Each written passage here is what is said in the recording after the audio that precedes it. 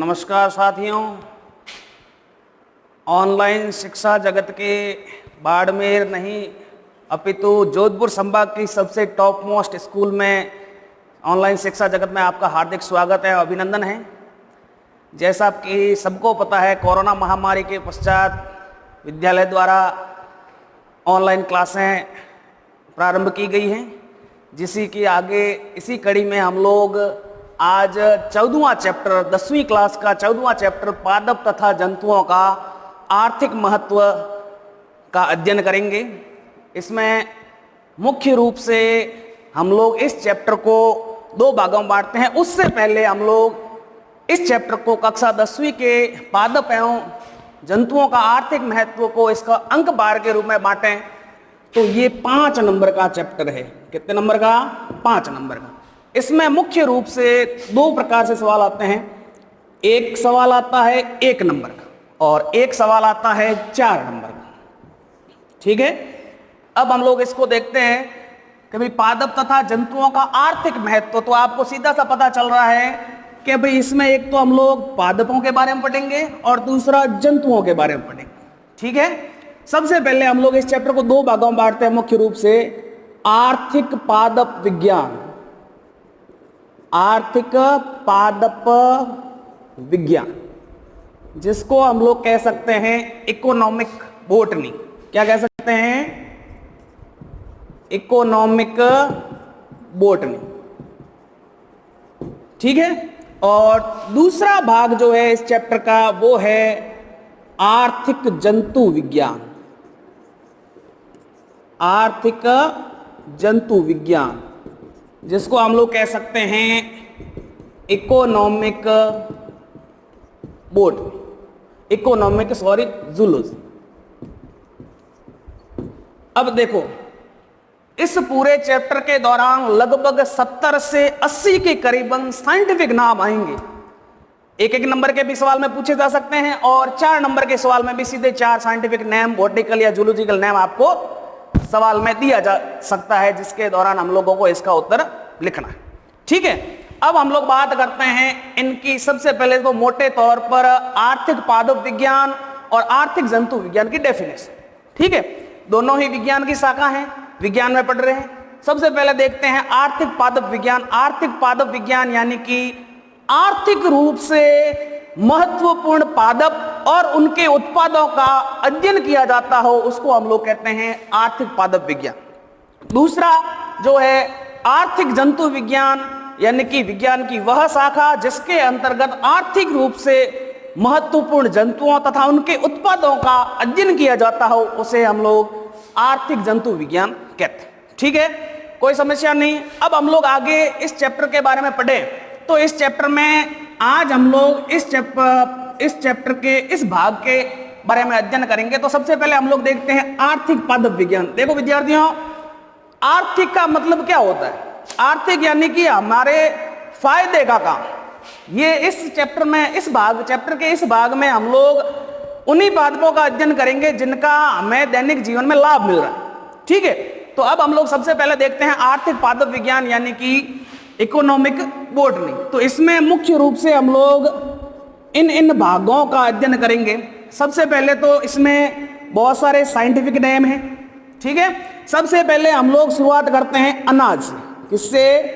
अनाज। दूसरी चीज इसमें आ जाती है दालें। ठीक है, तीसरी चीज आ जाती है इसमें पेय पदार्थ। चौथा जो टॉपिक है हमारा वो है, हम लोग ले सकते हैं फल। 5वां इमारती काष्ठ, या फिर हम लोग ले लें रेशे उत्पादक पादप, रेशे उत्पादक पादप। 6ठा जो भाग है हमारा वो है इमारती काष्ठ, इमारती काष्ठ। 7वां जो टॉपिक है हमारा वह है सब्जियां, और 8वां और अंतिम टॉपिक जो है वो है हमारा औषधीय महत्व के पादप, या फिर हम लोग कह सकते हैं औषधीय पादप। एक एक करके सबको हम लोग पढ़ेंगे। तो सबसे पहले हम लोगों ने चैप्टर स्टार्ट किया 14वां, जिसको हम लोगों ने 2 भागों में बांटा मुख्य रूप से, आर्थिक पादप विज्ञान का भाग और दूसरा आर्थिक जंतु विज्ञान का भाग। अब हम लोग पढ़ रहे हैं इसके अंक बार। तो इसका अंक बार हम लोगों ने देख लिया, 5 नंबर का चैप्टर है, जिसमें एक नंबर का सवाल आता है और एक आता है आपके 4 नंबर का। फिर हम लोग बात करते हैं आर्थिक पादप विज्ञान के बारे में। तो आर्थिक पादप विज्ञान को हम लोग मुख्य रूप से मोटे तौर पर इन 8 भागों में बांटते हैं, डिवाइडेड करते हैं। तो सबसे पहले हम लोग देखेंगे अनाज, और धीरे धीरे स्टेप बाय स्टेप इन सभी को हम लोग आज पढ़ेंगे। तो सबसे पहले हम लोग देखते हैं कि भाई सबसे पहला जो भाग है आर्थिक पादप विज्ञान का, वो होता है अनाज। अनाज। अब अनाज में जैसा कि हम लोगों, मैं पहले ही बता चुका हूं आप लोगों को, इस चैप्टर में 70 से 80 के करीबन आपके साइंटिफिक यानी कि वैज्ञानिक नाम है, जिनको हम लोगों को याद करने। अब ऐसा तो है नहीं कि एक ही दिन में हम लोग इन सभी को याद कर सकते हैं। तो याद करने का तरीका यही है, आपको जो स्कूल से, विद्यालय से नोट्स मिले, उन नोट्सों को एक बार देखकर जैसे जैसे हमारे दैनिक दिनचर्या में ये उत्पाद पादपों के या फसलों के जो हमारे दैनिक जीवन में उपयोग में आ रहे हैं, तो उनका हमारे दिमाग में मनन होना चाहिए। हम लोग बाजरे की रोटी खा रहे हैं तो हमारे दिमाग में नाम आना चाहिए इसका साइंटिफिक नेम। दूसरी चीज गेहूं की खा रहे हैं तो हम लोगों को हमारे दिमाग में आना चाहिए कि भाई गेहूं का साइंटिफिक नेम क्या है। वैसे के वैसे जितने भी फल है, सब्जियां हैं, औषधीय पादप है, इन सभी का हमारे दिमाग में साइंटिफिक नेम आ जाना चाहिए, नहीं तो एक दिन में रट्टा मार के आप लोग नहीं सीख सकते। ठीक है, तो सबसे पहले हम लोग बात करते हैं अनाज के बारे में। तो आप लोगों को चिर परिचित सबसे पहला भाग जो है अनाज में, वो हम लोग देखें तो अपना यहां मारवाड़ का बाजरा।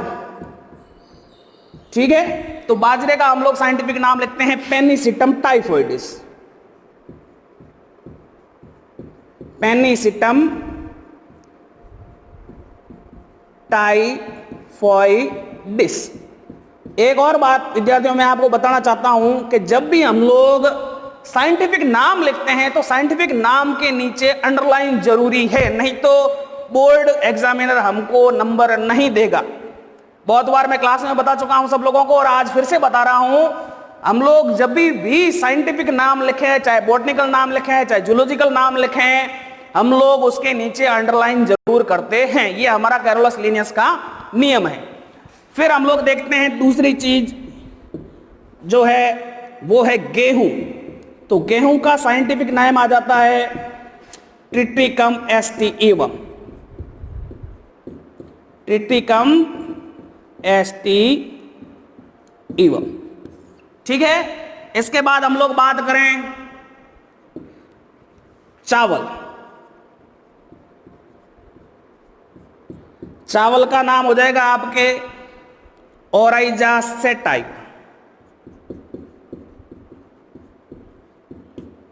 Oryza setae. इसके बाद हम लोग बात करें मक्का, जिया मेज। ठीक है, ये 4 हमारे सिलेबस में अनाज है जिनका हम लोगों को साइंटिफिक नाम याद करना है, साइंटिफिक नाम को देखना है। सबसे पहले बाजरा ट्रिटिकम पेनिसिटम टाइफोइडिस, दूसरा गेहूं ट्रिटिकम एस्टिवम, तीसरा चावल ओराइजा सेटाइवा और चौथा मक्का जिया मेज। अब देखो मैंने बताया आप लोगों को साइंटिफिक नेम, लेकिन हमारे पूरे सिलेबस में इसमें से ये 3 जो भाग हैं गेहूं, चावल और मक्का, इनकी उन्नत किस्में भी हम लोगों को याद रखनी है। ठीक है, तो सबसे पहले हम लोग बात करते हैं गेहूं की उन्नत किस्म। किसकी? गेहूं की उन्नत किस्में। तो सबसे पहले हम लोग बात करें उन्नत किस्मों में, तो सबसे पहले बात आती है गेहूं। सबसे पहले सरबती सोनार, फिर हम लोग बात कर लें सोनालिका। ठीक है, फिर हम लोग बात करें चावल की बासमती।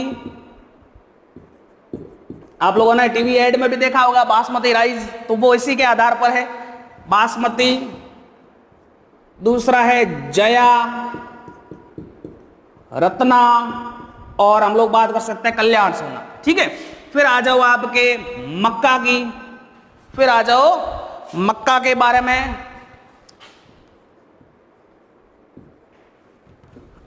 मक्का जिसकी हम लोगों को याद करनी है उन्नत किस्में, तो मक्का के हम लोग बात करते हैं शक्ति,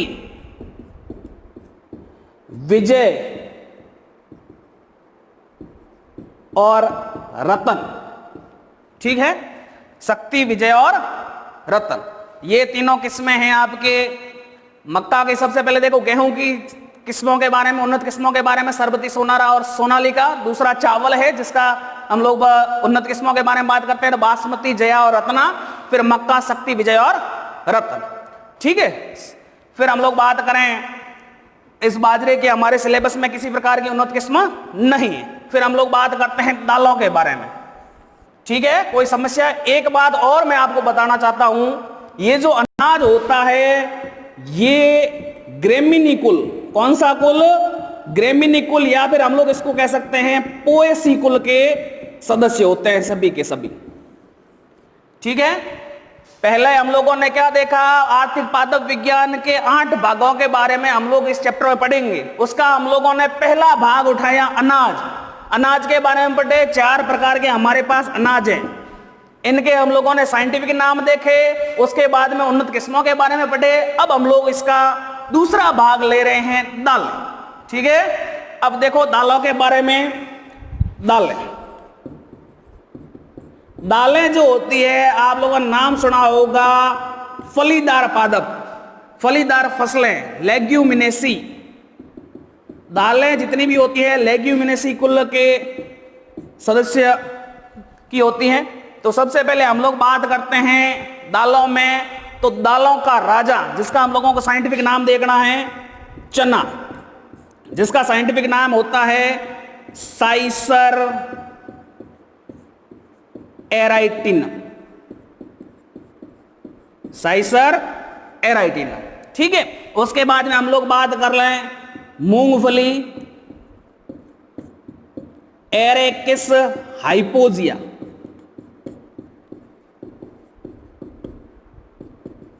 एरेकिस हाइपोजिया।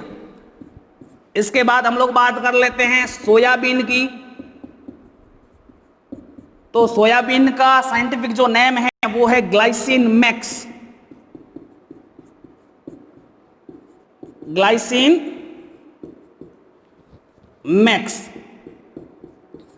ठीक है, इसके बाद में हम लोग बात कर लेते हैं मटर की, जिसके आधार पर याद करो तीसरा चैप्टर जब आप लोगों ने पढ़ा होगा आनुवंशिकी, मेंडल के द्वारा दिए गए नियम, तो उसमें आप लोगों ने इसका नाम जरूर पढ़ा होगा। साइंटिफिक नेम इसका नाम हो जाएगा पाइसम सेटाइवम, पाइसम सेटाइवम। तो ये हमारे पास दालों के वैज्ञानिक नाम हैं, जिसको हम लोग एक और बच गया हमारा अरहर,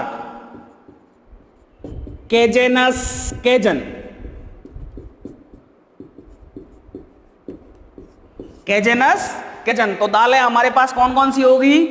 5 प्रकार की दालें हैं, चना साइसर एराइटिनम, मूंगफली एरेकिस हाइपोजिया, सोयाबीन ग्लाइसिन मैक्स, मटर पाइसम सेटाइवम और अरहर केजेनस केजन। ठीक है, यहां पर देखो अनाज और दालों में एक एक नंबर का सवाल यह बन सकता है कि अनाज और दालें किस कुल के सदस्य हैं? तो हम लोग क्या लिखेंगे? अनाज ग्रेमिनिया पोएसी कुल के सदस्य हैं और दालें लेग्यूमिनेसी कुल के सदस्य हैं। दूसरी चीज यहां पर सवाल बनता है, दालों का राजा किसे कहते हैं? इसका साइंटिफिक नाम बताइए। तो हम लोग क्या बताएंगे? दालों का राजा चना साइसर एराइटिनम।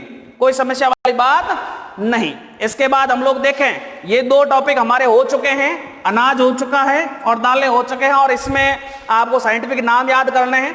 फिर हम लोग बात करें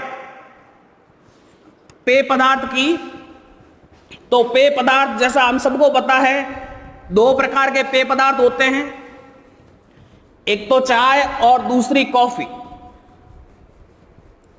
चाय और कॉफी और भी पेय पदार्थ होते हैं, लेकिन वो प्राकृतिक रूप से मौजूद नहीं होते, जिनको हम लोग नहीं लेते। आप लोगों ने पहले चैप्टर में नाम सुना होगा एल्कोहल C2H5OH, इसका हम लोग इस चैप्टर में उल्लेख नहीं करते हैं। तो हम लोग इसका जो तीसरा भाग है, इस आर्थिक पादप विज्ञान का तीसरा भाग है पेय पदार्थ, उसके बारे में देखते हैं। तो पेय पदार्थ हमारा तीसरा भाग, इसका साइंटिफिक नेम में हम लोग दो पदार्थों के, पेय पदार्थों के हम लोग साइंटिफिक नेम को याद रखेंगे, जिसमें सबसे पहले है चाय। चाय का साइंटिफिक नाम हो जाएगा कामेलिया साइनेंसिस, कामेलिया साइनेंसिस, ठीक है। और दूसरा जो है वो है आपका कॉफी, कॉफी जिसको हम लोग कहते हैं कॉफिया अरेबिका, कॉफिया अरेबिका। अब देखो यहां पर एक तो सीधा सा सवाल बन गया, कौन सा? चाय और कॉफी के, और चाय और कॉफी पेय पदार्थ के साइंटिफिक या वैज्ञानिक नाम लिखिए, ठीक है। दूसरा यहां पर सवाल बनता है, चाय और कॉफी में पाए जाने वाले एल्केलॉइडों के नाम लिखिए। तो वो एल्केलॉइड हो जाएंगे, चाय में पाया जाने वाला एल्केलॉइड हो जाएगा आपके टेनिन, कौन सा? टेनिन। और दूसरा जो है कॉफिया अरेबिका, इसमें पाया जाने वाला एल्केलॉइड आपके कैफीन। एक तीसरा सवाल और भी बनता है, वो तीसरा सवाल ये है कि चाय और कॉफी पादप के किस भागों द्वारा बनाया जाता है? तो पहला सवाल हो गया आपके चाय और कॉफी का किस पादप के किस भाग के द्वारा बनाया जाता है? तो चाय जो होती है वो पादप की पत्तियों के द्वारा बनाया जाता है, ठीक है। और दूसरा जो है वो आपका कॉफी, तो ये कॉफी जो है बीजों से प्राप्त की जाती है, बीजों का पाउडर बनाया जाता है। और ये आपके पिछली बोर्ड क्लास के बोर्ड पेपर में आ भी चुका है कि चाय और कॉफी पादप के किस भाग के द्वारा बनाया जाता है? चाय कैमेलिया साइनेंसिस, जिसके अंदर पाया जाने वाला एल्केलॉइड टेनिन, और ये पादप के पत्तियों से बनाया जाता है। दूसरा है कॉफी, कॉफिया अरेबिका इसका साइंटिफिक नाम है, और इसमें पाया जाने वाला आपके एल्केलॉइड कैफीन है, ये पादप के बीजों के या पौधे के बीजों के द्वारा बनाई जाती है, ठीक है। तो अच्छी बात यह है कि इसमें हमारे चैप्टर में दो ही पेय पदार्थ हैं जिनके हम लोगों को नाम याद रखने हैं। और एक बात और, मैंने पहले ही बता चुका हूं मैं आप लोगों को, साइंटिफिक नेम है, सीधे सीधे याद नहीं होते। सुबह अगर दिन में उगते ही हम लोग चाय का सेवन कर रहे हैं, या हमारे घर में आने वाले मेहमान चाय का या कॉफी का सेवन कर रहे हैं, तो हमारे दिमाग में आ जाना चाहिए चाय का नाम कैमेलिया साइनेंसिस है, और इसके अंदर पाया जाने वाला एल्केलॉइड टेनिन है। और दूसरा आपके कॉफी, जो कॉफी इसका साइंटिफिक नेम कॉफिया अरेबिका है, इसके अंदर पाया जाने वाला एल्केलॉइड कैफीन है, और ये पादप के बीज के द्वारा बनता है। फिर हम लोग देखो, दालें हो गया हमारा, अनाज हो गया, दालें हो गया, पेय पदार्थ हो गया। अब हम लोग बात करते हैं फल के बारे में। किसके बारे में? फल के बारे में। तो देखो इधर, फल, सबसे पहले तो इसमें आपको एक परिभाषा याद करनी है। परिभाषा किसकी? फल की, कि पादप का फल जो होता है वो क्या चीज होती है, ठीक है। तो हम लोग बात कर सकते हैं निषेचन के पश्चात। किसके पश्चात? निषेचन के पश्चात पादप के या पुष्प के अंडाशय से विकसित संरचना को हम लोग फल कहते हैं। फल की परिभाषा, पुष्प में निषेचन के पश्चात अंडाशय से विकसित संरचना को हम लोग क्या कहते हैं? फल कहते हैं। आप लोगों ने सुना होगा, हॉस्पिटल में कोई बीमार पड़ता है तो हम लोग सेब ले जाते हैं, फल फ्रूट ले जाते हैं। तो ध्यान रखना, सेब जो है वो फल नहीं है, वो झूठा फल है, असत्य फल है, स्यूडो फ्रूट है। मैंने आपको यहां पर परिभाषा बताई, पुष्प में निषेचन के पश्चात अंडाशय से विकसित संरचना को हम लोग क्या कहेंगे? फल कहेंगे। लेकिन सेब जो होती है वो पुष्प के अंडाशय से विकसित संरचना नहीं है, वो पुष्प के पुष्पासन से विकसित संरचना है। लेकिन हम लोग इस चैप्टर में केवल फलों के बारे में पढ़ेंगे, यानी कि हम लोग इसके अंदर सेब को शामिल नहीं करते। आपके सिलेबस में 6 फल के नाम हैं। सबसे पहले देखो, आप सबको पता है फलों का राजा कौन? आम। फलों का राजा आम, जिसका साइंटिफिक नेम है मैजीफेरा इंडिका। कोई समस्या? फिर दूसरे फल के बारे में बात करें, केला, म्यूजा पैराडीसिएका। म्यूजा पैराडीसिएका इसका साइंटिफिक नेम। इसके बाद में हम लोग बात करें संतरा के बारे में। संतरा, जिसका नाम है सिट्रस रेटिकुलेटा। सिट्रस रेटिकुलेटा, ठीक है। सबसे पहले फलों का राजा कौन? आम, साइंटिफिक नेम मैजीफेरा इंडिका। दूसरा केला, म्यूजा पैराडीसिएका। तीसरा संतरा, सिट्रस रेटिकुलेटा। चौथा हम लोग बात कर लेते हैं पपीते के बारे में। तो पपीते का scientific name Carica papaya. Carica papaya. पांचवा हम लोग बात कर लेते हैं अमरूद के बारे में। अमरूद यानी कि सीडियम गुआजावा। सीडियम गुआजावा, ठीक है। कोई समस्या? और आपके आखिरी का जो फल है उसका साइंटिफिक हम लोग नाम देख लेते हैं सीताफल। सीताफल यानी कि एनोना स्क्वेमोसा। एनोना स्क्वेमोसा। कितने फल है हमारे पास जिनका हम लोगों को साइंटिफिक नेम आना चाहिए? 6। सबसे पहला फलों का राजा आम, मैजीफेरा इंडिका। दूसरा केला, म्यूजा पैराडीसिएका। तीसरा संतरा, सिट्रस रेटिकुलेटा। चौथा पपीता, कैरिका पपाया। पांचवा अमरूद, सीडियम गुआजावा। छठा सीताफल, एनोना स्क्वेमोसा। कोई समस्या? शायद ही किसी को कोई समस्या हो। ये हमारा चौथा टॉपिक भी हो गया, जिसमें हम लोगों ने कितना? 6 प्रकार के फलों के साइंटिफिक नाम देखे, ठीक है। इसके बाद में हम लोग बात करते हैं आर्थिक जंतु विज्ञान के 5वें भाग की ओर। तो 5वां जो भाग है वो है आपका रेशे उत्पादक पादप। अब आप सबको पता होना चाहिए, रेशे हम लोगों के दैनिक जीवन में जो रस्सियां बनती हैं, कपड़े बनते हैं, उन पादपों के बारे में हम लोग उनका साइंटिफिक नाम देखेंगे। तो देखते हैं रेशे उत्पादक पादप।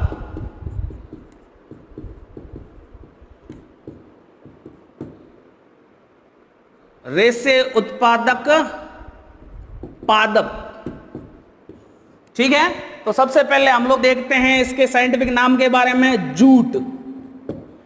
जूट,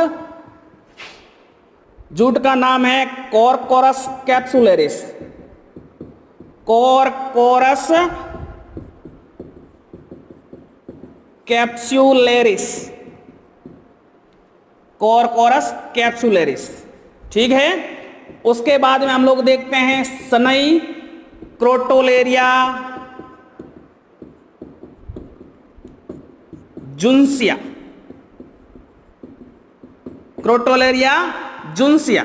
फिर हम लोग बात करें नारियल के बारे में। तो नारियल का साइंटिफिक नेम हो जाएगा कोकोस न्यूसीफेरा।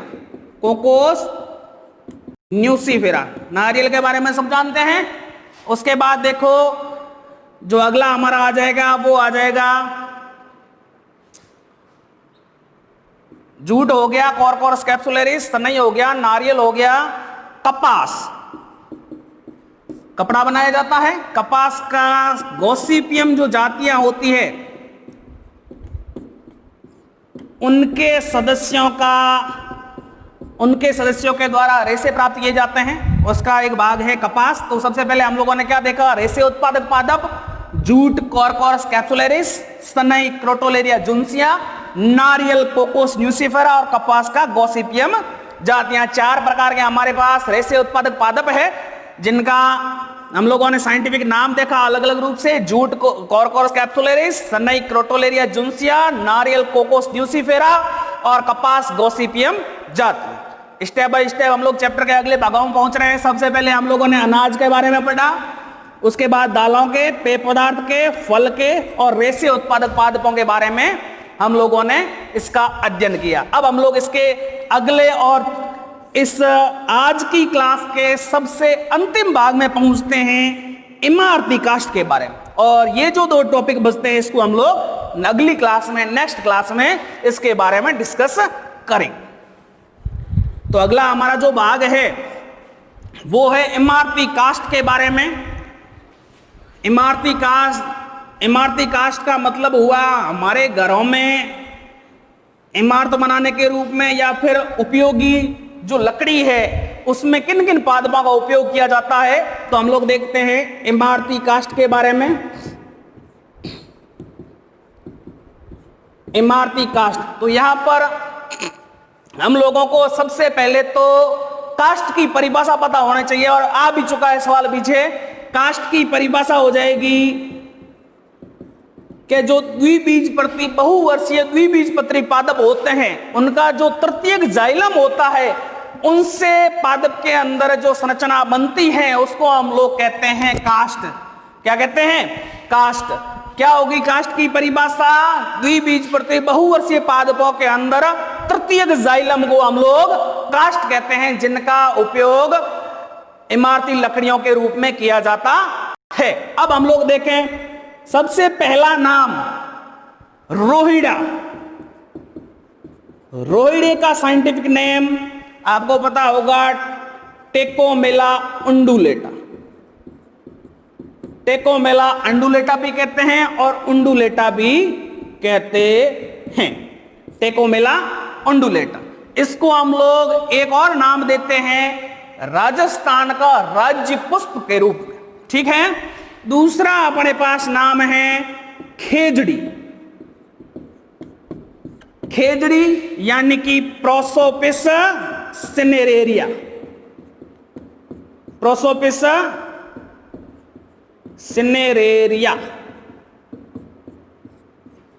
ठीक है। इसका भी एक अलग नाम देते हैं। यह राजस्थान का राज्य वृक्ष भी है और दूसरा इसे राजस्थान में कल्प वृक्ष के रूप में भी जाना जाता है। सवाल आ चुका है पहले, राजस्थान के राज्य पुष्प, राजस्थान के राज्य वृक्ष या कल्प वृक्ष का वैज्ञानिक नाम बताइए। तो हम लोगों को इन दोनों के नाम लिखने हैं। राज्य पुष्प का पूछा जाए तो रोहिड़ा, टेकोमेला उंडुलेटा, और अगर हम लोगों को कल्प वृक्ष या राज्य वृक्ष के बारे में पूछा जाए तो हम लोगों को खेजड़ी, प्रोसोपिस सिनेरेरिया। फिर हम लोग बात करें सागवान के बारे में। सागवान का scientific name tectona grandis. Tectona grandis. कोई समस्या? ठीक है। इसके बाद में हम लोग बात करते हैं आपके साल के बारे में। साल सोरिया रोबस्टा। सोरिया रोबस्टा। इसके बाद में हम लोग बात करें इमारती काष्ठ के बारे में तो आपके सागवान हो गया, साल हो गया, शीशम। शीशम, डलबर्जिया सिसु।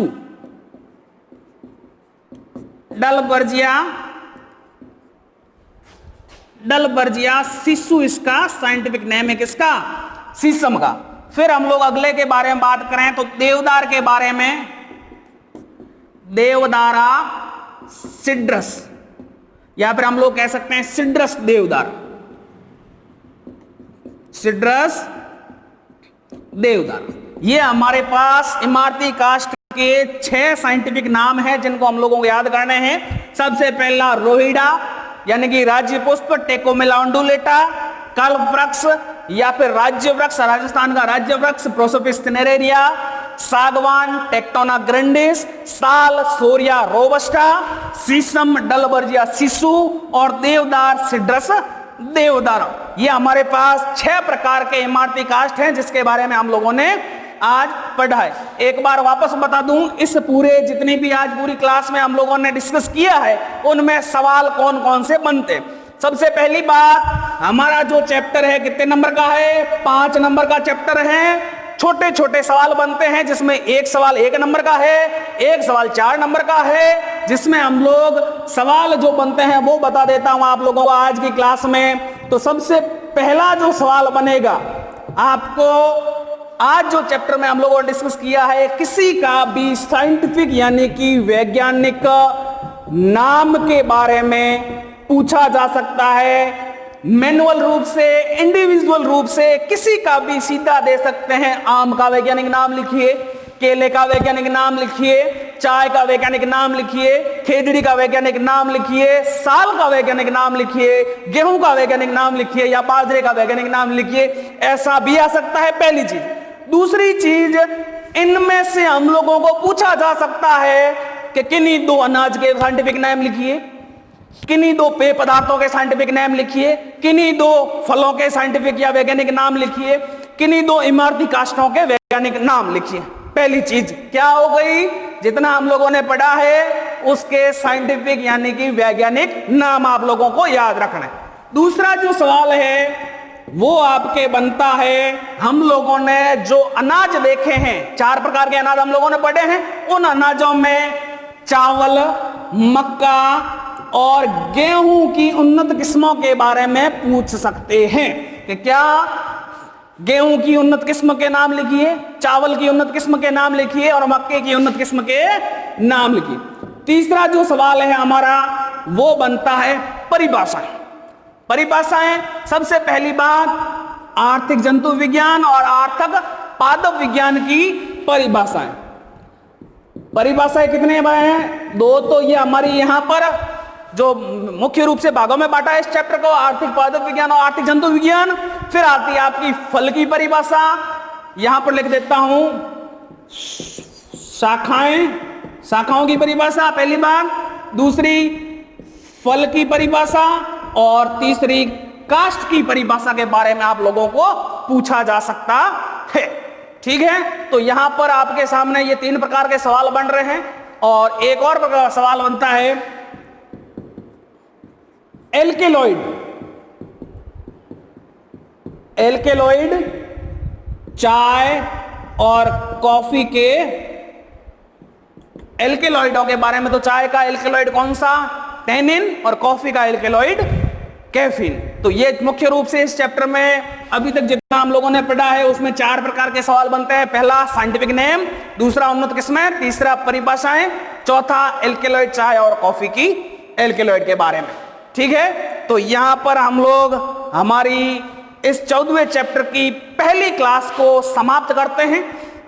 इसी के साथ मैं आप सब लोगों को बताना चाहता हूं कि जैसा कि आप सबको पता है कोरोना महामारी चल रही है, इसका एकमात्र उपचार मास्क पहनना ही है।